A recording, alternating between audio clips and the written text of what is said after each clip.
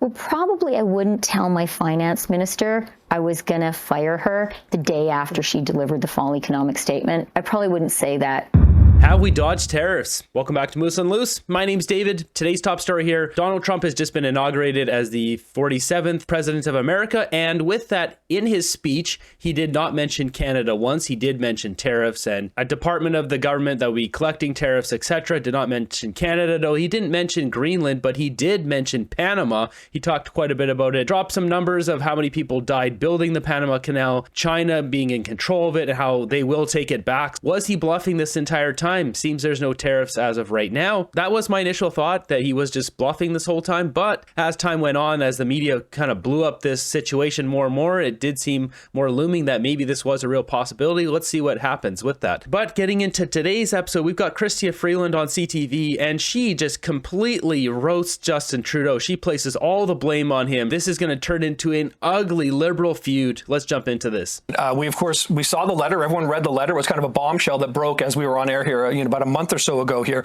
Your split from Justin Trudeau came as a shock to so many people because, I did a Google image search of you over the weekend, and in so many pictures, you're side by side with Justin Trudeau. Can you explain a little more of your case as to why you decided now was no longer the time to sort of support him or sort of be in his cabinet, as it were? Yeah, for sure. And like you started the question, Nick, saying, why am I in the running? And I'm in the running really because we need to stand up to Donald Trump.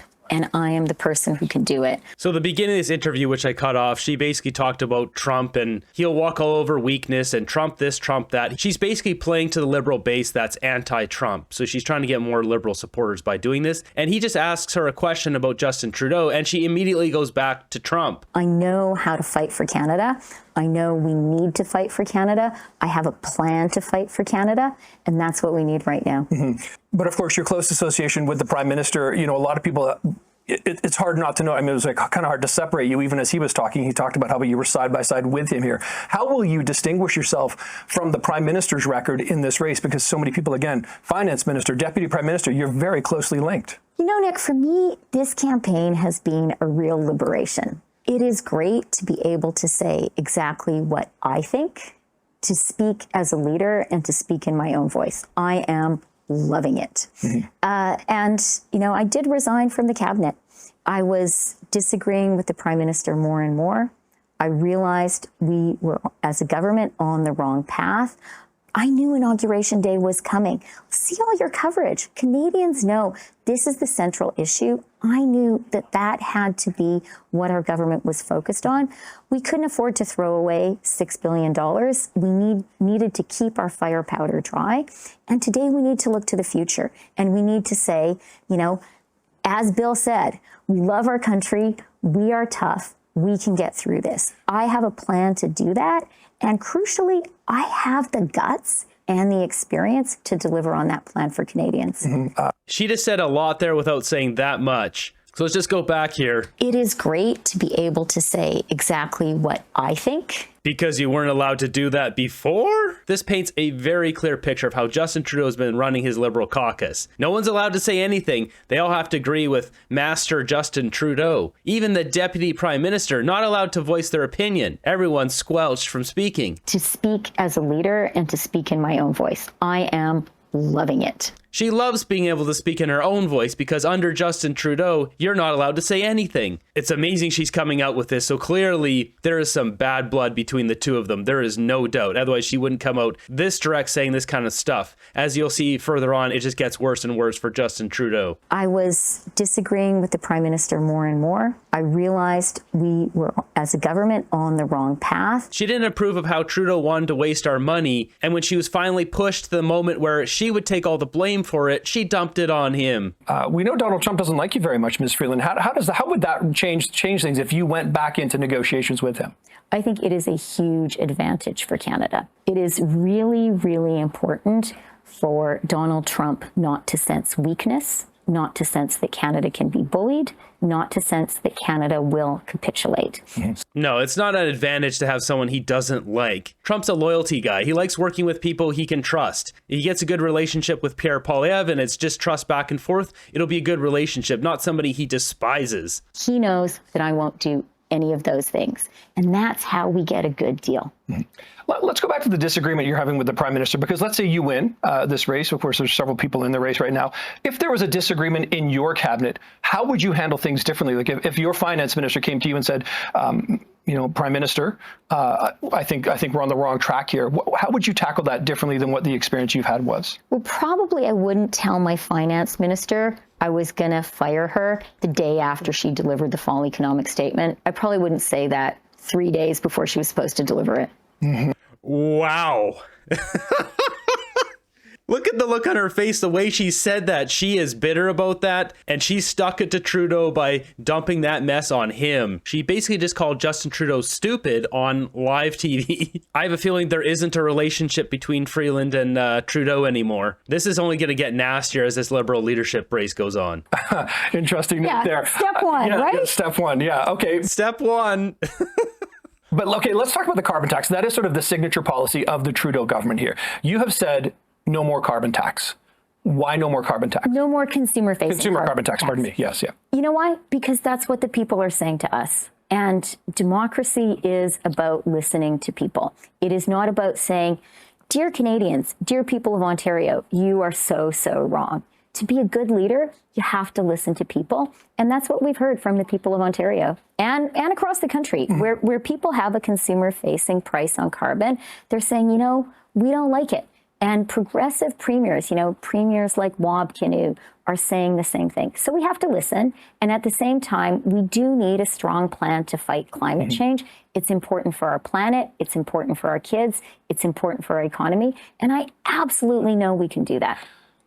So she's trying to cover her basis of saying that 8 out of 10 bullcrap for so long, but backpedaling now. The thing is, these politicians like Freeland don't have a backbone. They don't have a spine. They could have stood up at any point and said, you know what, Trudeau, this is not working. This is bad for the country. They're all in it for their paychecks. Whether they're making $200,000 or $300,000 a year, they've been there for 3 or 4 years. $300,000 a year, 4 years, $1.2 million. Even if you half that, say $600,000 or $700,000 after taxes. If they're there for 8 or 9 years, then that's $1.5 or so million after taxes, about $3 million bucks. They were all in it for the money. Nobody stood up for Canadians. On the other hand, though, when you were asked about it, when you were in the government, you would sort of highlight the fact that I think the number was about 80% of Canadians were kind of getting more back than they were paying on the carbon tax. So if you get rid of the consumer-facing carbon tax, are you not taking money out of people's pockets in a time when there's an affordability crisis? When you're in a government, you play with the team. All of us have the experience of having a boss and having a team. With the price on pollution, with the carbon tax, I think the people have been really, really clear. People just don't like that, and they're saying that to us. She doesn't want to address his question, which basically saying, are you going to be taking money out of people's pockets? Exposing that the carbon tax is a big scam. She's doing her best here to just deflect this directly on Justin Trudeau's lap, saying, when you got a boss, I can't believe she just said that. She blamed him completely. When you got a boss, you got to do what he says. As I just said, though, you guys need to stand up. We've all had bosses we don't like, and we have to do the job, otherwise you get fired or whatever. But it comes down to it. This is not the same when you're a politician. I get it. You guys are making a lot of money, and that's why you did it. Just say that. But it comes down to, if you're a politician, you have to stand up and represent the 41 million of us. You can't just say, well, my boss Trudeau, he forced us to do this, and so that's why I did it. No, that's not good enough. And even then, it took years before Wayne Long was, I think, the first to stand up and say, yo, Trudeau's got to go. This went on way too long. You guys did this for the money, and now you're all going to get torched in the next election. But this is getting much more interesting because Freeland is just throwing Trudeau under the bus here. This feud between the Freeland and Carney camp is just going to get worse and worse. It's also especially interesting because Carney is her son's godfather. I really think that if you're in a democracy and you're not listening to people and you're lecturing them, that is not going to work. And so that is a really important change I think we need to make. And we need to make it because I know that people in Ontario, people in Toronto, they do know that we have to fight climate change. But they're saying this element of the plan we just don't like. I've heard them, and I'm going to do what they want us to do. So they don't like it, or is it that they don't understand it, that it wasn't sold so well, that people kind of got confused about this whole, you're going to pay now, get money back? It sort of seemed to throw a lot of people, like, the misunderstandings of it. Maybe. But at the end of the day, I really don't believe in saying to voters, to Canadians, oh, you just don't understand. I think, like, that's just, it's not right. Like, Wow. She's basically implying that that's what Trudeau said. Everyone's got to go out there and tell Canadians they don't understand. Because if she's throwing this out, clearly it wasn't her policy. It wasn't her idea. Whose idea was that? This is the politest backstabbing scorched earth interview I've seen in a long time. People are smart. People understand what they think and what they want. People are being really clear. And democracy is about hearing that message and acting on it. Okay, well, we are in the thick of a lot of democracy right about now, Ms. Freeland. We are. Yeah, thank you for joining us this morning. Appreciate the time. Hopefully we'll see you soon. Well, that was the first time Chrystia Freeland has actually been honest, at least on some level, and honest enough to throw Trudeau under the bus. Not honest enough to admit that they did whatever their boss said for all these years for the money. We're getting a real glimpse now that she didn't believe in Trudeau's policy. She just went along with it because there was a big paycheck there waiting for her. The problem is for her now is she can't separate herself from that. She can smear Trudeau through the mud here and tarnish his reputation further, but she's hitched to it. She's hitched to that wagon. She's not going to get out of this one. As of right now, I think it's more likely that Carney picks up that leadership bid, which will be terrible for Canada. I mean, he's only going to have hopefully just 3 weeks unless Jagmeet does a dirty deal, or the prorogation coming through. Maybe that reverses that, and then they're forced back into Parliament and the House of Commons, and then we got Karina Gould. She stepped down. There's no House leader. The whole situation would be a big clown show, but then again, that's what the Liberal Party is all about. We got this one here from Canada Proud. It says an article by Mark Carney has resurfaced, wherein he called on the government to take every step within the law to identify and thoroughly punish Freedom Convoy protesters, including following the money 1 week before Chrystia Freeland began freezing bank accounts. This is one of the most disgraceful things in any democratic country's history. This was noticed around the world that these croonies were freezing bank accounts, and she laughed about it when she was questioned about it too back in the day. So you're confirming that accounts have been frozen, both personal and corporate, but you're not releasing the information. So you're confirming. Yeah, that's not funny.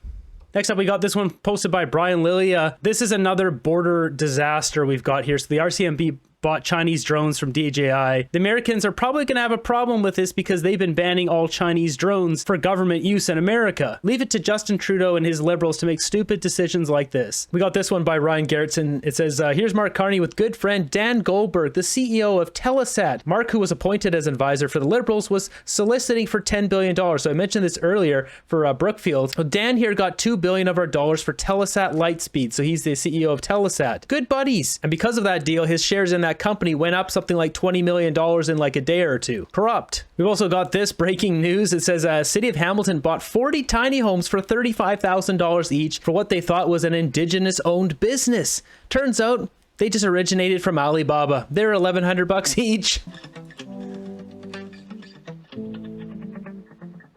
You can see it's posted here as well. Tiny houses. Somebody's getting rich. It's interesting seeing comments like this now. I don't care if they came from Zimbabwe. We need them at least not from USA. So I've seen reports that at local hockey games here between Canadian and American team, the national anthems are sang out loud, and often a lot of Canadians join in to sing the American anthem. And apparently that is not the case anymore. Canadians are staying quiet. This is causing a divide between Canada and America with Trump's tariff threats. We got this one here, a normal everyday event here in Canada. We've got a jewelry store gets robbed in Penn Centre in St. Catharines. Fun fact, I lived in St. Catharines for 3 years. Okay, so I have to mute that because YouTube doesn't like that kind of audio, but you can see these friendly characters are having a fun time in the jewelry store. They're sharing their love with these hardworking business owners. Like, what is this? Seriously, 10 years in jail for all of them. Hard labor building stuff for us to give back to society. Oh, they think they got one of them. Yeah, they got one of these scumbags. Of course, they'll be let out on bail within an hour or two. So it just goes back and forth. They basically, citizen's arrest. I think one of them detained it, maybe a security guard. This is unreal. Canada isn't broken. It's effed. How many of these videos I see on here of jewelry stores in Canada getting robbed? No cops, too busy handing out donuts and coffee to Hamas protesters. Yeah, seen that video also. Canada is pathetic. Got this one here from Table Salt. Says a Toronto man who played a role in the kidnapping of a Brampton teen, later was ended in Milton, is now free after serving 5 years of pretrial custody. This guy left Milton Courthouse a free man after receiving 1 year of probation. Next up, we got this story going around by CBC here, posted by Table Salt. So apparently the meat that is put in these packages, it is being weighed with the packaging and overcharging us like 8 or 12%, something like that. Weighed the ground beef she bought in order to freeze individual portions. She says it was short, 134 grams.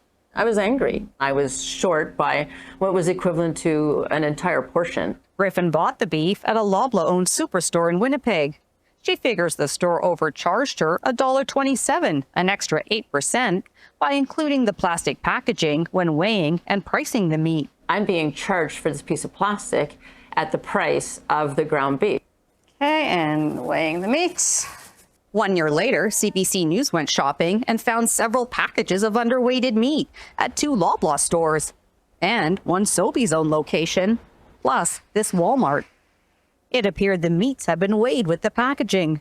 Calculated overcharges per item were between 4 and 11%. They also throw cheap sauce packets and lots of cucumbers in there to make items weigh more. Yeah, cucumbers are full of a lot of water, so that is a dirty tactic to make it weigh more. They have to zero the scale with the container before weighing. Complete laziness. Greedy corporations doing what they can to steal more money from us. Yeah, are we surprised?